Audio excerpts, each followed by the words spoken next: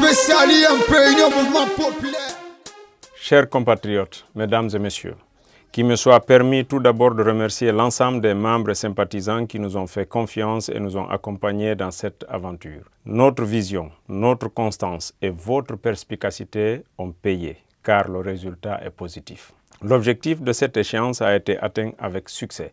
Ce succès n'est pas que sur le plan des résultats politiques. Il s'est également traduit dans la confiance renforcée entre nous les membres, convaincus de la pertinence de nos stratégies et résolument engagés à défendre nos valeurs et notre vision. Cette persévérance ayant également produit des résultats inattendus pour certains, nous ont permis d'être, entre autres, récipiendaires du prix de la performance 2020, attribué à ma modeste personne par Sankara Agency Communication. Et avec votre accord, j'ai dédié cette distinction au président du Conseil supérieur de la diaspora malienne, CSDM, M. Mohamed Chérif Haïdara Madiba. Un panafricain convaincu dont le combat et le leadership est bénéfique à toute la sous-région. Chers compatriotes, l'année 2020 sera gravée dans l'histoire de notre pays. Elle a vu défiler 2 constitutions et par conséquent 2 républiques. Elle a connu des mutations profondes et de profonds antagonismes.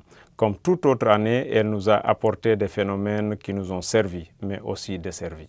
Sur le plan sanitaire, le spectre de l'emprise du coronavirus a annihilé des efforts, endeuillé des familles, moins que d'autres cieux, mais suffisant pour priver notre République de certains de ses braves fils et filles. Cette pandémie a aussi ralenti notre économie, réduit nos libertés et maintenu tout le monde dans un stress annuel et jusqu'à présent continu. Toutefois, l'arrivée d'un vaccin sauveur augure pour 2021 des lendemains prometteurs. Sur le plan politique, il y a eu des métamorphoses surprenantes. Des alliances sont créées et d'autres se sont fondues. Certains ont connu des mutations imprévisibles et d'autres des reculs inattendus. Ces hauts et ces bas peuvent être objectivement appréciés comme une saine harmonie de la réalité de l'existence humaine.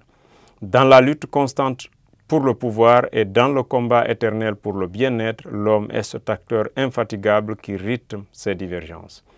Les opinions, les envies et les ambitions nous divisent et les lois nous recadrent constamment et chaque instant. C'est pourquoi la prétention d'être un homme d'État doit s'adosser strictement à la volonté matérielle du respect strict des lois de la République. La perception d'un prétendu combat pour des valeurs, dit-on, démocratiques et la prétention de rétablissement d'un ordre, disent-ils, légal, ont créé des antagonismes irréalistes dont la résultante a endeuillé des familles, détruit des biens publics et privés, creusé des fossés profonds en créant ainsi de profondes douleurs. Regrettable situation. Mesdames et messieurs, à l'analyse prévisionnelle de telles situations, notre parti devait opter pour un choix, une orientation et un objectif. Nous avons donc choisi ensemble, mais tous ensemble, de soutenir le professeur Alpha Condé, dont la raison unique mais suffisante qu'il offre à travers un pacte écrit et signé de tous est l'aboutissement à la fin de sa mission de notre lutte pour une véritable alternance générationnelle. Ceci a requis notre attention.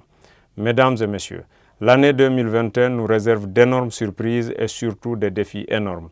Gouverner autrement.